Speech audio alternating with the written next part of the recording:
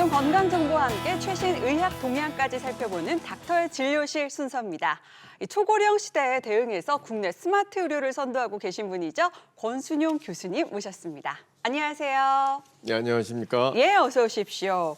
자, 100세 시대 그 어느 때보다도 무병장수 또 건강한 삶의 질에 대한 관심이 높아져 가는 때가 아닌가 싶습니다, 교수님. 맞습니다. 네. 자, 오늘은 첫 번째로 어떤 주제에 대해서 이야기를 나눠볼 예정일까요? 글쎄요, 그 본격적인 말씀에 들어가기 전에 네. 우리 저 아나운서님께 제가 키워드를 준비했는데 예. 첫 번째 키워드는 우리 몸에서 가장 큰 관절. 네. 그다음에 두 번째는 문제가 되는 경우에 있어서는 사망률이 25%. 어떤 오. 관절을 떠올리십니까? 네.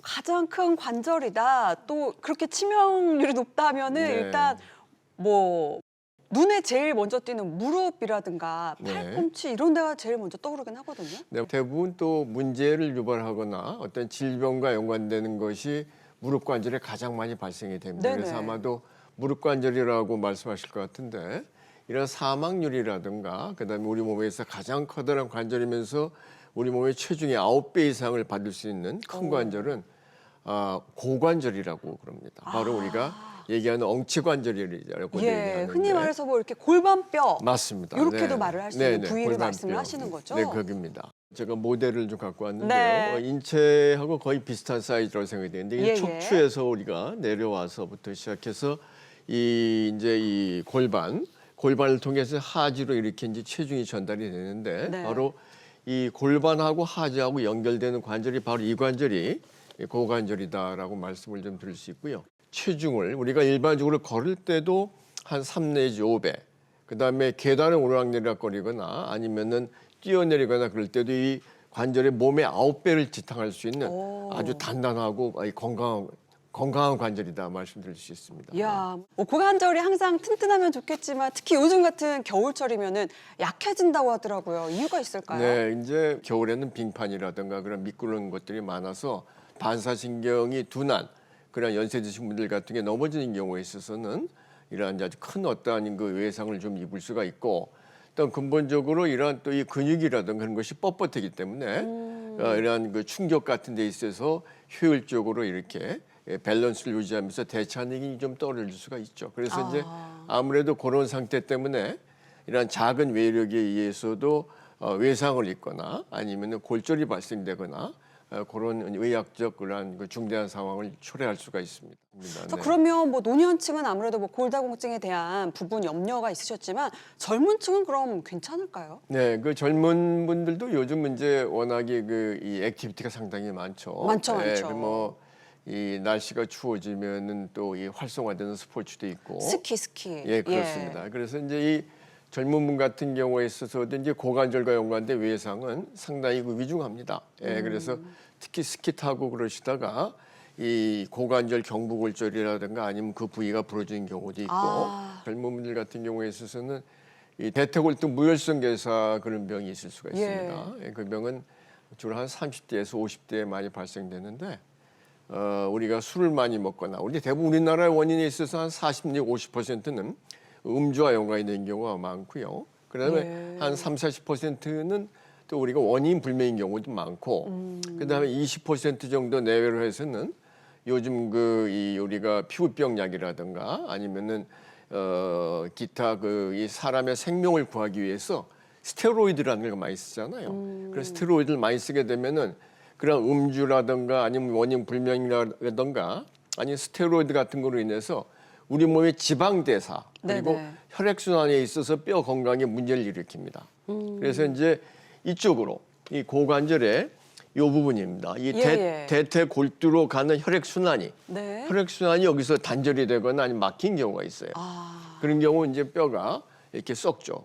지금 말씀하신 이제 젊은 층에서 발생되는 병이 바로 그것이 대표적이 아닐까 싶습니다. 예. 자, 이 고관절이야말로 예방이 정말 중요하다 말씀을 네. 듣다 보니까 이런 생각이 드는데요. 자, 그래서 고관절 분야의 명의이신 권순용 교수님을 모신 만큼 자, 시청자분들이 평소에 궁금하셨던 질문들을 모아서 해결해보는 특별한 시간을 마련해 봤습니다. 네. 자, 먼저 첫 번째 질문이에요.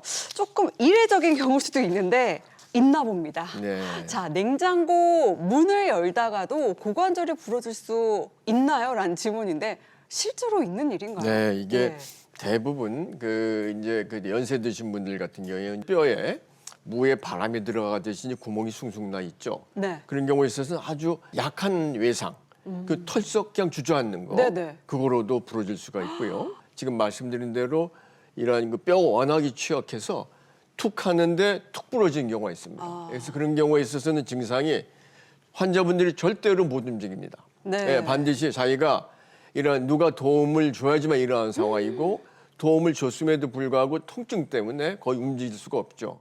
저희가 뭐 앞서서 말씀드렸다시피 이 고관절이 골절이 되면 1년 안에 사망할 확률이 25% 육박할 정도다라는 정보가 있었는데 그만큼 또 치명적이라는 거잖아요. 이 우리 몸에 있어서 모든 그러한 힘을 많이 받는 부위입니다. 그래서 어떤 경우에 움직이더라도 척추와 연관된 부위가 움직이게 돼 있어요. 그래서 예. 이제 고관절 골절이 발생되게 되는 경우에는 우리 인체의 가장 중심이 되는 관절이고 그다음에 척추와 연관돼서 어떠한 행동을 하더라도 어떤 그 움직임이 있게 되고 아픕니다. 조금만 누워 있거나 그런 경우에서 아파서 움직이지 않다 하더라도 금방 저게 생기죠. 욕창이 생기게 됩니다. 네. 그 욕창이 생기게 되면 아주 얇기 때문에 금방 뼈가 드러나는 거예요. 그러다 보면 이 부분에 있어서 골수염이 생길 수가 있고 고관절 골절이 발생돼서 통증 때문에 누워서 이제 와상 상태가 되면은 네. 폐혈증이라든가 심폐기능의 약화라든가 폐렴, 그다음에 대사질환의 악화로 인해서 우리가 생명을 잃는다라고 말씀드릴 수 있습니다. 그러니까 이 단순히 고관절 골절 때문이기보다는 네. 그로 인해서 누워서 생활하게 되니까 그로 인해서 생기는 어떤 합병증, 파생되는 증상들 때문에 위험하다. 그렇습니다. 이렇게 말씀하시는 네, 것 네, 같아요. 네. 자, 다음 질문은요. 고관절 수술 괜찮나요? 입니다. 실제로 고민하고 계신 분들 많이 계실 것 네, 같아요. 이제 예. 이 고관절 골절과 연관돼서 이게 부러지시거나 그래서 이제 오시는 분들 같은 경우에 있어서는 사실 건강한 분들보다도 오랫동안 투석을 했다거나 아니면 당뇨로 인해서 이제 많이 힘들어하시거나 아니면 어떤 여러 가지 척추 질환으로서 보행이 아주 불가능하신, 그러니까 쉬운 얘기로 그런 병이 있는 상태에서 골절이 발생되면 이 보호자분들께서 저한테 묻죠. 예. 고관절 수술하게 되면은 한 3분의 1은 30% 정도는 참 돌아가시고 그렇다는데 해야 됩니까? 이걸 예. 말씀드린 대로 그 동반된 질환이 있기 때문에 또 악화될 수도 있고 또 마취가 힘들 수도 있고 그렇습니다만은 그런 걸 감수하고라도 인간적인 측면에 있어 현대의학이라든가 이 현대 정형외과의 어떤 발달을 믿으시고 수술을 하셔야 된다라고 말씀드릴 수 있습니다. 예. 고관절 수술은 어떻게 진행이 되나요? 우리가 이제 고관절 골절이 부러지게 되는 경우에 있어서는 쉬운 얘기로 이제 이 아래쪽이 이렇게 부러지게 되는 경우에 있어서는 예. 이거는 이제 이런 이 골수정으로 고정을 하죠. 그래서 여기가 뚝 부러지게 되면은 혈관이 안 가서 이 금방 이것도 똑같이 무혈소 괴사에 빠지기 때문에 근본적으로는 이것을 갈아내고 네. 잘라내고 인공 고관절을 치환하는 그런 이제 수술하게 되는데 요즘은 이제 관절과 연관된 그런 면에 있어서 어떤 수술적 기법이 출혈이 적게 하는 가장 비침술적 방법이면서 근육도 적고 네. 그다음에 수술 후에 아주 조기에 재활이 가능한 그런 상태를 충분히 우리가 이룰 수 있기 때문에 예전에 이러한 그 치사율이라든가 아니면은 참 그 수술 중에 사고 나서 1년 내 사망률이 몇 %다. 그 정도 상황은 여러분께서 불식하셔도 된다라고 제가 말씀드릴 수 있습니다. 하지만 이 수술을 했다고 해서 끝이 아니잖아요. 꾸준히 또 치료를 받으면서 관리를 해줘야 재발을 막을 수 있고 또 무엇보다 고관절이 튼튼할 때 건강을 지켜나가는 게 참 중요할 것 같은데 교수님만의 이 고관절 건강 관리 비법 같은 게 궁금한데요. 저는 이제 아침마다 로잉머신 같은 거를 좀 합니다. 이렇게 땡기는 거예요. 땡기는데 이제 한지 뭐 15년 한 20년 정도 됐고요.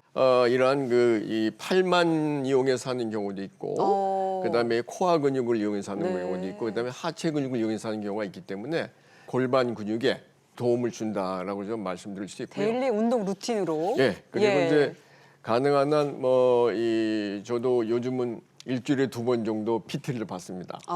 받아서 이제 이 근력 강화 운동 같은 걸 좀 하고 가능한 한 이제 그 공원 같은데 속보를 뛰거나 그렇게 하죠. 그 정도 해서 제가 관리를 좀 하고 있고 먹는 거는 제가 이제 쥐눈이 콩을 좀 먹습니다. 그 네. 먹은 지 한 20년, 한 25년 된 것 같아요. 예.